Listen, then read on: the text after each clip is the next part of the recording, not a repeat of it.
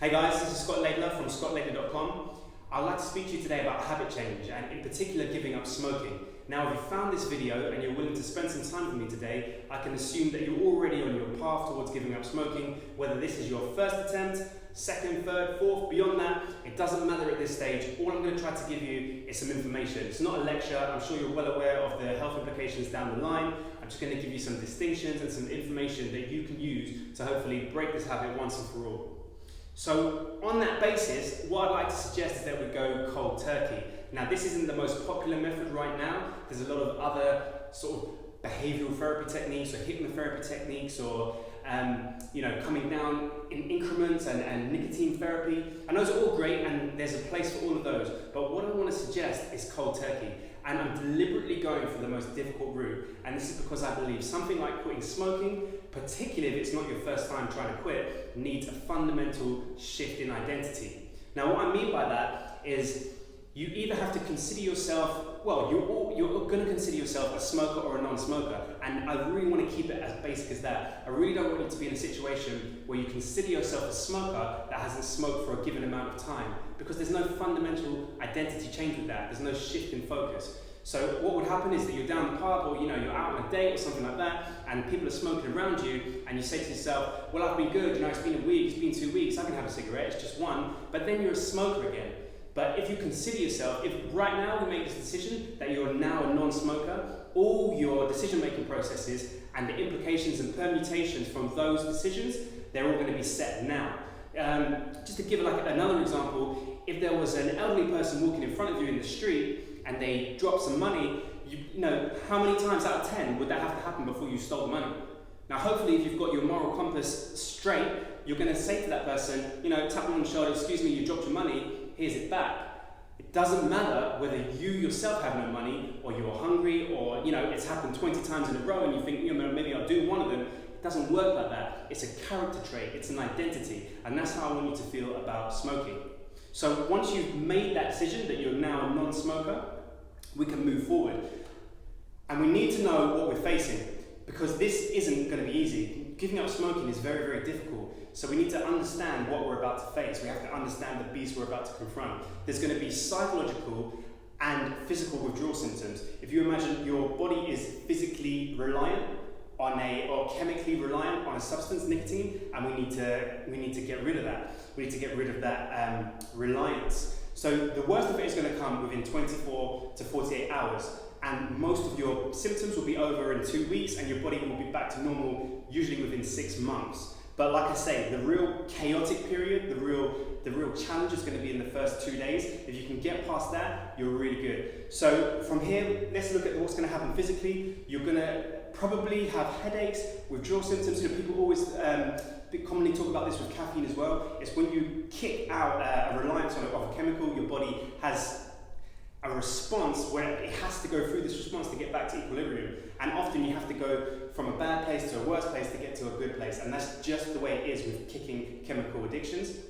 So you're going to get digestive problems, you're going to get headaches, you're going to get fuzzy thinking, you're going to feel weak, you're going to feel slow cognitively. Psychologically, you're going to be maybe experiencing more anxiety, a little bit more moody, a little bit more irritable. But that's to be expected. And you have to be willing to pay the price from that starting out.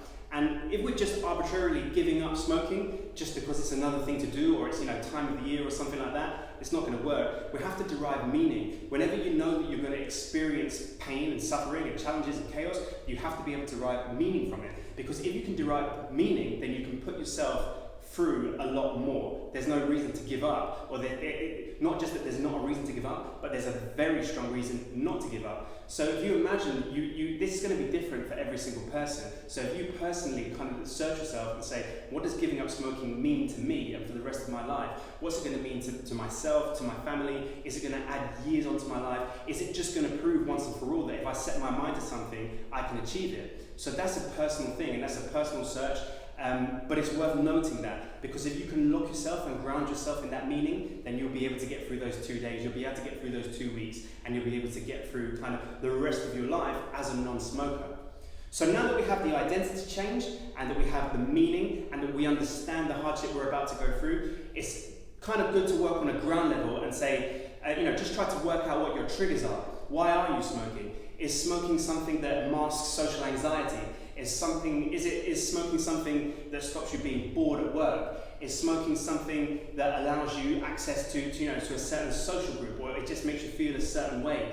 Is it, you have to find out what it is and how you feel, what settings and environments and kind of scenarios allow you or promote or kind of open the doorway to start smoking and to have another cigarette. Because if you can identify those, you can then test them. And once you say, okay, what it is at a certain point that, just for one example, and there may be multiple by the way, but just for one example, you can say, okay, when I go to a pub, I feel a bit socially anxious, so I have a cigarette, it's something I can put in my mouth, kind of has a little bit of a chemical calming effect on me, and I feel good. So you can test that. You can say, okay, next time I'm in that scenario, why don't I just eat nuts? Or why don't I have a drink? It doesn't necessarily send you down the route of alcohol. It could be a sparkling water, soda water, something like that, but you're doing something. You see what I mean? You're doing something to calm that social anxiety. So it's just it's the trigger is the social anxiety, and the craving satisfaction at the moment is the cigarette, and that's become an ingrained habit. If you can switch that out for, say, peanuts, try that. And if the craving goes away, or if the social anxiety goes away, you know that you've got it covered. And obviously this is going to be very difficult because there's also a chemical addiction with smoking, but if you can understand your personal triggers, then you can find a replacement, or at least get yourself to a position where you can avoid those scenarios or see them coming. And it's very important for you to be able to identify those, because that's half the battle in putting the cigarettes down for good. Once you've done that, and once you're over the first month of being a non-smoker, you can look back and you can look at those triggers and identify some of those. For example, the social anxiety, maybe then the next thing to learn is to have some more social dexterity, to approach people, to start conversations, to make a game, particularly if you're very introverted. If you're in a social scenario, can you make a game out of being social? Can there be an outcome for you? Rather than just being there, if you're not one for small talk, can you make it into an outcome-orientated experience? If you feel like smoking, for example, is stopping you gaining weight, perhaps it's just, you just need an exercise regime, or you need to switch up your healthy eating patterns.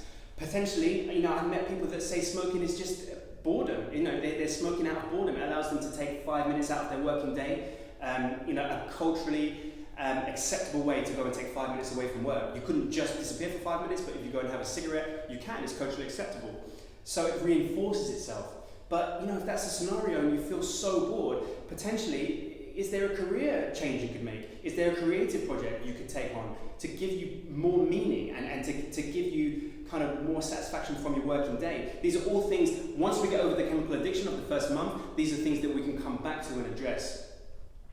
But once you do this, and you do this for a month, like I say, it's not going to be very easy. It's going to be very challenging. We're deliberately doing it the challenging way. We want to embrace the challenge, embrace the hardship, embrace the suffering, because from that we can derive the meaning of the life change it's going to present for us. And then looking back, what a great achievement. The self-esteem to have said, I set out to break this habit that was literally killing me. I set out to break it. Now I have a healthier body. My mind's working better, my body's working better. I can potentially spend years longer on this planet, spending time with the people I love and, doing the things I want to do. And, I set out to do it and I achieved it. So that's what I want for you. And that's why I suggest going cold turkey, taking it on as hard as it possibly can be. And embracing that chaos, embrace the chaos. You need to do it in the gym, we need to do it in our personal relationships, we need to do it in our business life, we need to do it in our careers. We take on the hardship and we come out of it much stronger, much more equipped for the next challenge.